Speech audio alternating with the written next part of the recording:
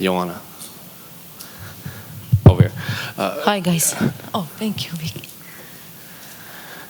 Before we get into the fights, did you end up finding your luggage that got lost on the way over here? Yes, it got here 3 days after.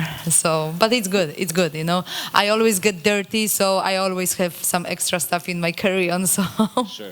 But yeah, Mikey Brown wasn't that lucky, so he had to buy everything. So yeah. Did they find his stuff too? Yeah, of course. Six pieces were missing, but we got everything. So lucky us.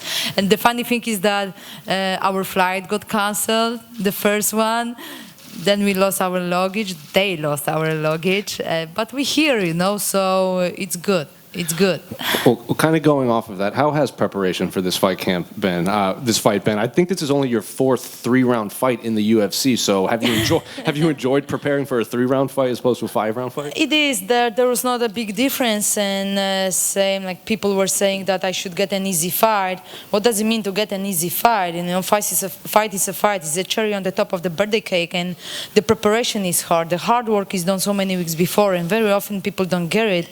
And man, I've been training not only like 8, 12 weeks like the camps usually look like. I've been training for this fight like 4 or 5 months at American Top Team only, you know.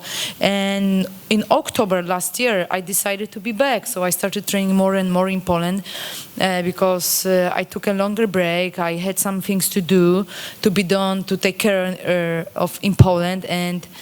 And I couldn't go back to the States, so in the middle of January, I was back to American Top Team and put in hell of a performance, you know. I'm in the best shape ever.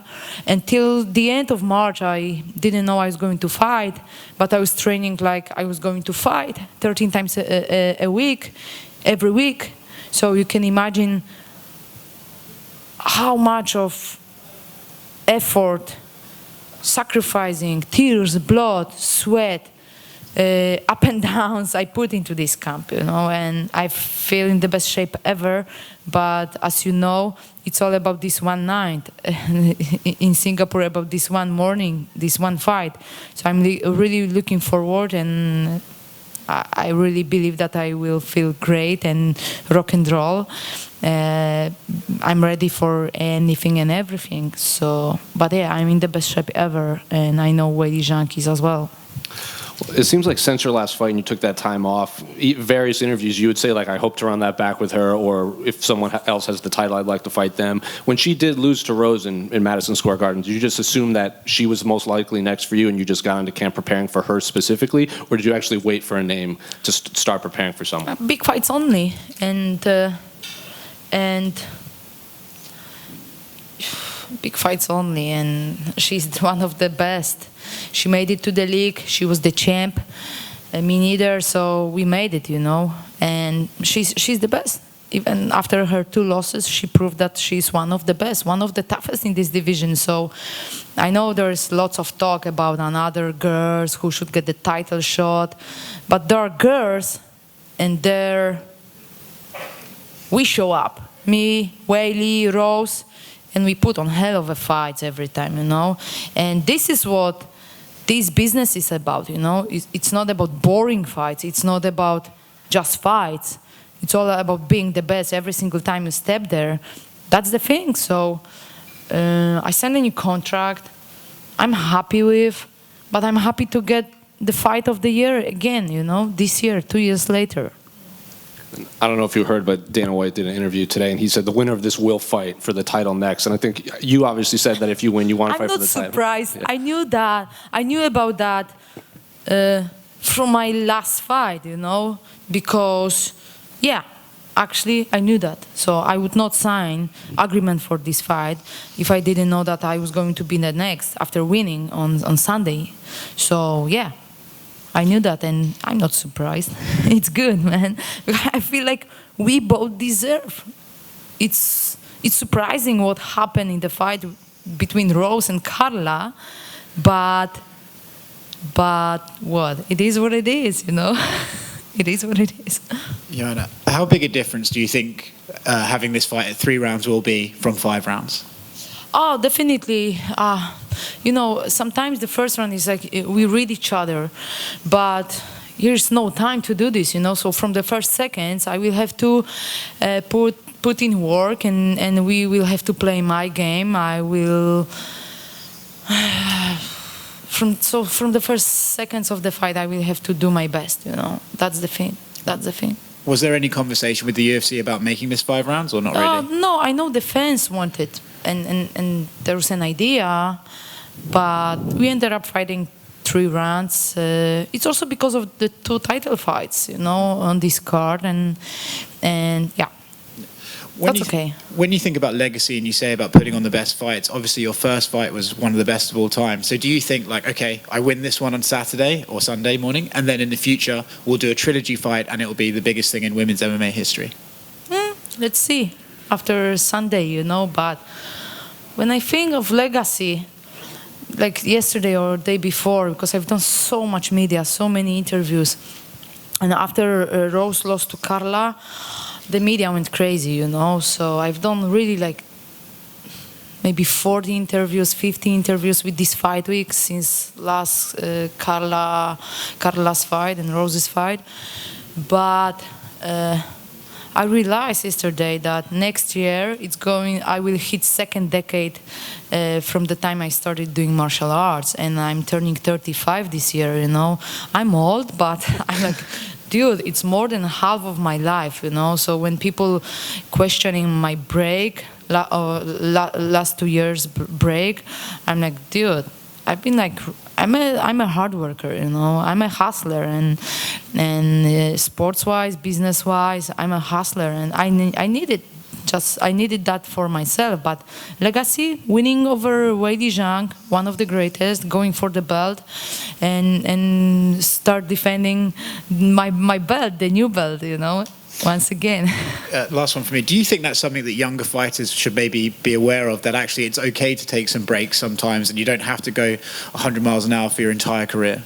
Yeah, I always tell people that you can't never stop, you can slow down, but you can't never stop. So I slowed down. I was training every single day, but I just haven't fought, I had things to do because I'm full of life, full of passion, hobbies, things to do. And I had no time because I was very active, and in the octagon, but, you don't know how much time is left in your life, so I don't want to waste any minute of my life, any second of my life. So I just decided to do things and make them the best way I can do, and get it done. And now I have time to be here fighting in Singapore. But I knew that after this long break, I was going to have to prepare longer, and this is what I've done, with my team, the American top team, and I'm very, very proud of myself, the team, Mikey Brown, Katel Kubis, ATT Nation, all the people, and I'm the winner already, for myself. That's the most important thing, because of the amount of work, but.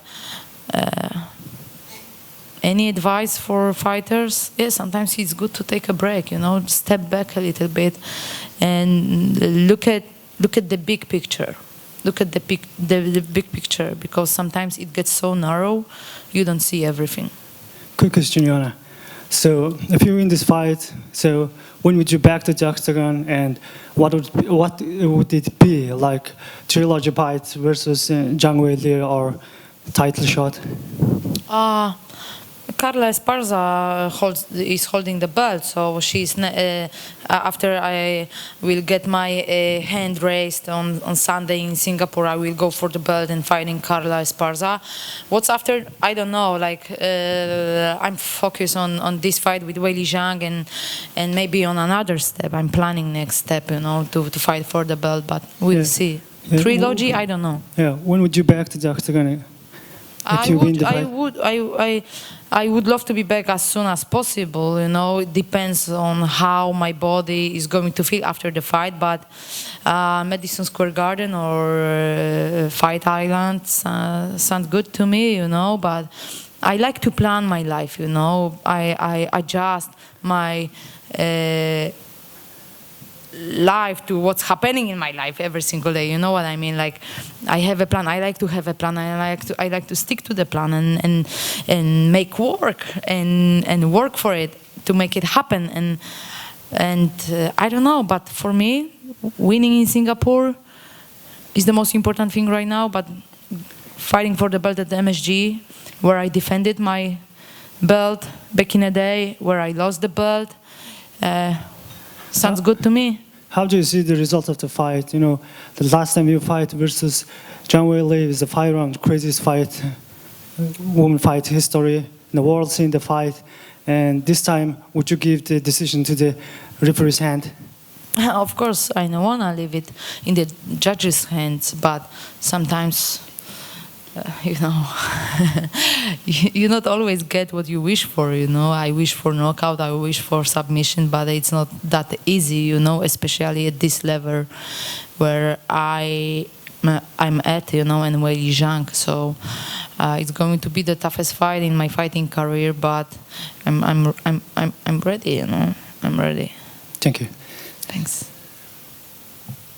Joanna, right here. To your right. Yeah. Speaking of your future plans, you told me yesterday you want to do the Dakar Rally. Can you explain what that is to people who may not know and why you want to do this? Dakar Rally, I did my racing debut as a driver, you know. So if I will do one half amateur racing, I will get my pro license, and you know, Dakar race is like, holy moly, the craziest thing is that you can't take shower, you know. This is what scares me because I'm a very clean person, but you know, I love doing things. And back in the day when I was a teenager, when I was a little girl, I dreamed, for example, about trip to the States, and I was visualizing New York, Manhattan, and I was like, oh, you're never gonna make it, kid, you know, it's too far, it's too expensive. And after so many years, my picture was hanging at Times Square, you know, and so every dream can come true. And now I have all the money, so I mean, like, the money I haven't had back in the day, so I can really do things I wanted to do when I was a teenager or when I was younger.